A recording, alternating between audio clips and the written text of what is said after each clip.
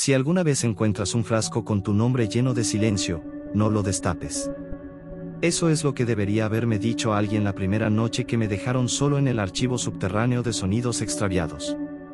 Trabajo donde la ciudad guarda lo que pierde y nadie sabe que puede perder, pasos que no llegaron a ninguna parte, últimas palabras pronunciadas con la boca cerrada, campanas que sonaron mientras dormíamos.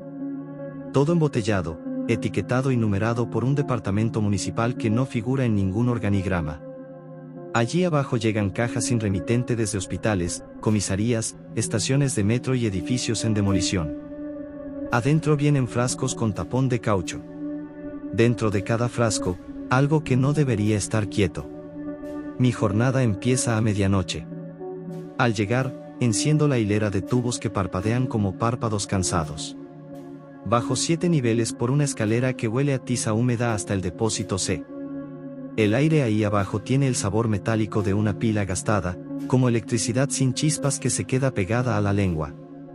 Esa noche encontré un palé con una montaña de cajas anónimas. En la primera decía, con tinta corrida, sector norte, incautado en túnel 12, prioridad catalogar antes de las 3:12. Alguien había repetido esa hora 2 veces en el rótulo. Nunca me habían impuesto un reloj tan preciso desde arriba. Aún así, hice lo de siempre: guantes, mesa metálica, ficha, máquina de escribir. Abrí la caja. Adentro había 6 frascos envueltos en mantas grises. Las etiquetas decían, en orden: crujido de un puente sin puente, risa ahogada a las 7:54, carraspeo que nadie se atribuye, gotas que no cayeron, palabra incompleta Peri, y silencio de Ana Beltrán. El último tenía mi apellido. Mi corazón hizo ese gesto ridículo de quien tropieza en un escalón invisible. Beltrán no es raro, me dije. Ana lo es aún menos. Pero la etiqueta estaba escrita con la misma caligrafía que aparece en mi tarjeta de empleado, la que solo mi jefe usa.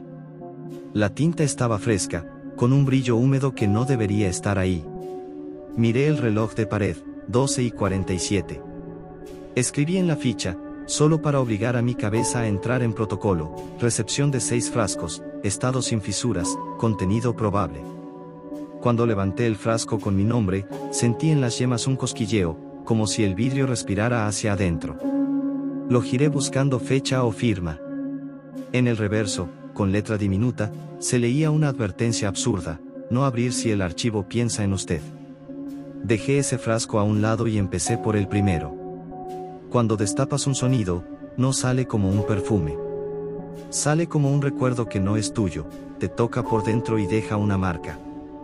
Abrí el crujido de un puente sin puente y la sala se llenó de un murmullo de vigas rendidas, el gemido de una cuerda que no termina de romperse. La lámpara sobre la mesa oscilaba sin moverse, como si mi vista temblara.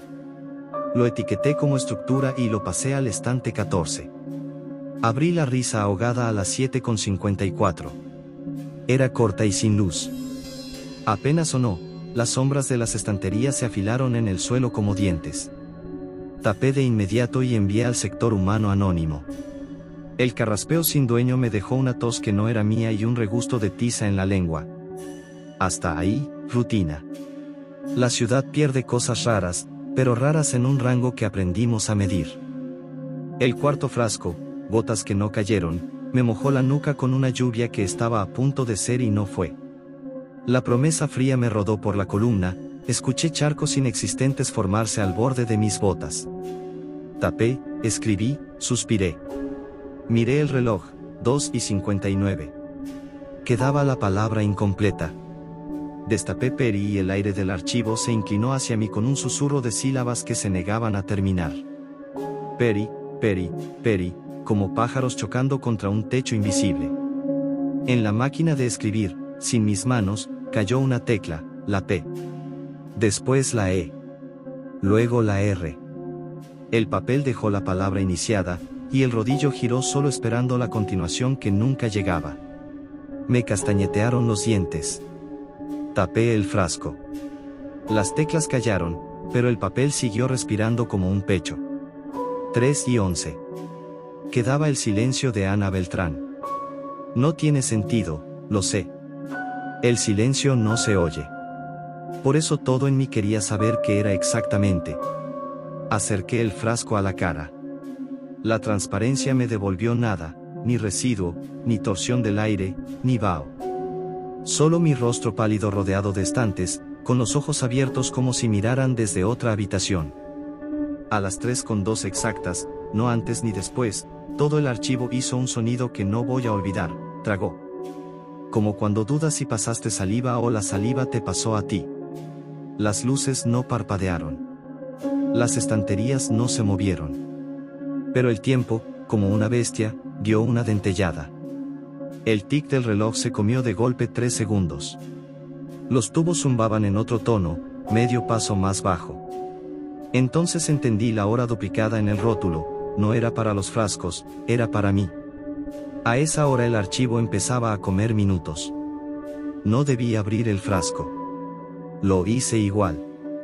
El silencio salió como una marea hacia adentro. Se llevó mi respiración, el roce de la bata, el golpe de mi pulso en el cuello. Oí como el mundo dejaba de sonar.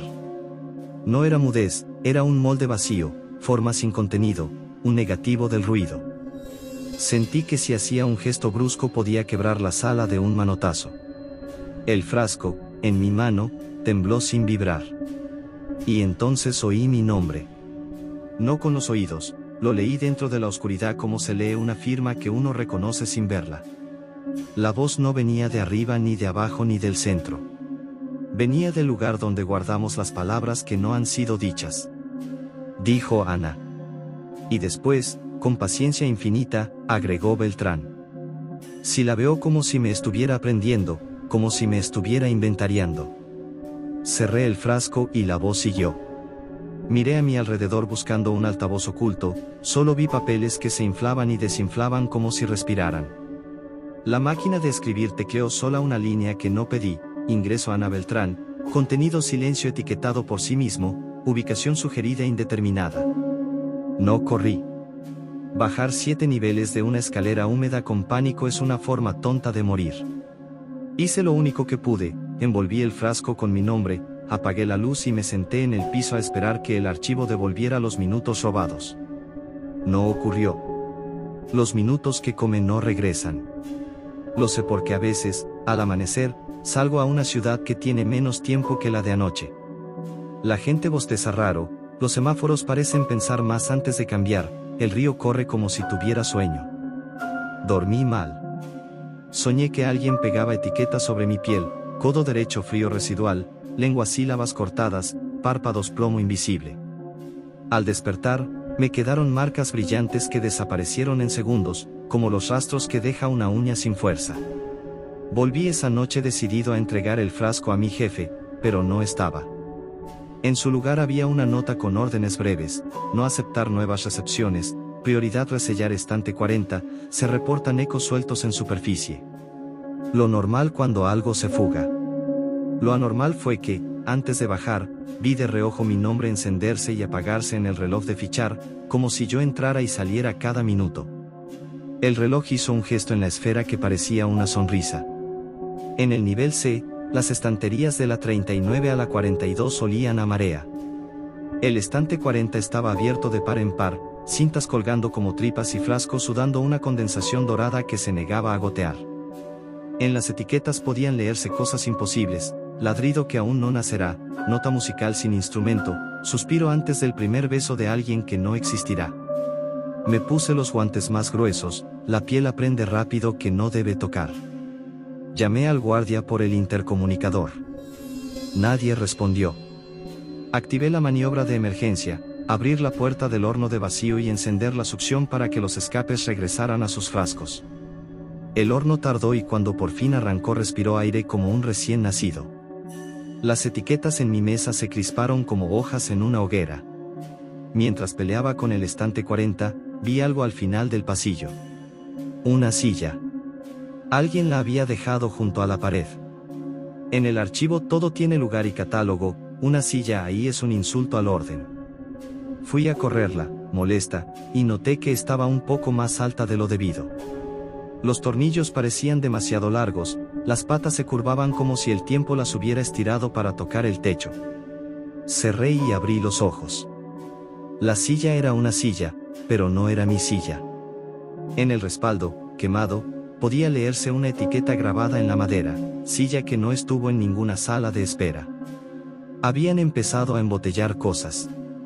Sonó el teléfono colgado del pilar. Atendí por reflejo. Una voz de túnel, como repetida, dijo que no pusiéramos etiquetas a lo todavía innombrado y exigió que devolviera mis horas porque las necesitaban para clasificarme. Corté. Me dolía la espalda de estar de pie, y de pronto la curvatura de mi columna me pareció otra etiqueta, espalda dispuesta a ceder. Me senté en la no silla para no desmayarme y sentí que me caía hacia arriba. Las escaleras que bajaban comenzaban a subir. El ascensor, al que nadie hace caso, marcaba un piso que no existía. Me llevé el frasco con mi nombre contra el pecho. El vidrio latía. O yo latía adentro del vidrio. No voy a detallar cada pasillo que me devolvió al mismo depósito. Diré lo esencial: en algún punto entendí que el archivo no es un sótano que guarda, sino un organismo hambriento de formas. La ciudad le da de comer sonidos y él aprende, etiqueta, conserva, mezcla. Y a veces nos pide que acerquemos la oreja al vidrio para escucharnos ya adentro. En el estante 1 hay un frasco con el primer trueno que oyó la ciudad cuando era barro. En el 213, una suma de llantos que salieron de habitaciones donde nadie murió. Más arriba, un frasco con una cinta de casete en blanco que contiene una canción que todavía no se compone. Todo espera ser puesto en su lugar. Lo que el archivo no entiende, intenta encajarlo a golpes. Como yo con esa silla que no era silla. Recordé la nota en el mapa de mi otra vida, aquella en la que trabajaba con mareas: no dejes ecos. Si el archivo devora ecos, quizá un sonido que no produzca ninguno pueda atragantarlo. Abrí el frasco de gotas que no cayeron junto a la campana de emergencia, una campana sin badajo, solo el aro. Golpeé con la llave inglesa un ritmo que inventé sobre la marcha. Las gotas inexistentes no respondieron. El metal dio un timbre que se derramó sin rebote, como agua que no encuentra bordes. La sala quedó como un retrato vacío. La voz que piensa en los márgenes de las cosas volvió a nombrarme. Me pidió no clasificarme sola. Dije, sin saber a quién hablaba, que yo no era su estante. Y destapé mi frasco. No salió nada, y sin embargo todo se movió. Vi el archivo desde afuera, como un panal cilíndrico atravesado por ascensores de luz. Vi calles intentando desenrollarse como pergaminos mojados. Vi mis manos desde el otro lado del vidrio, negándose a volverse etiqueta. Y en una esquina del panorama vi mi casa, el cuadro torcido del pasillo, los huecos de goma, la taza con manchas de café. Fue como mirar una pecera donde el pez aprende a leer el nombre pegado al cristal. Hice sonar la campana sin badajo de nuevo, ahora con el frasco abierto. La vibración no encontró techo ni piso. Fue la cosa más sin eco que he escuchado. El archivo, por primera vez, dudó. Oí un susurro de estantes ajustándose. Las escaleras volvieron a tener arriba y abajo. El ascensor dejó de buscar pisos que no existen. Cerré el frasco sin romperlo. Escribí en mi ficha con la mano temblorosa: contenido no transferido, clasificación diferida. Desde entonces cumplo el horario. Bajo. Catalogo. Etiqueto. Pero cambié una regla: todo frasco con nombre propio se queda conmigo, sin abrir, en una caja metálica con candado. No puedo destruirlos. No solo por miedo, aunque lo tengo, sino porque sospecho que el archivo no tolera el vacío en blanco. Quiere cada nombre alineado, cada cosa con su signo. A veces, a las 3:12, siento como se traga un mordisco de tiempo.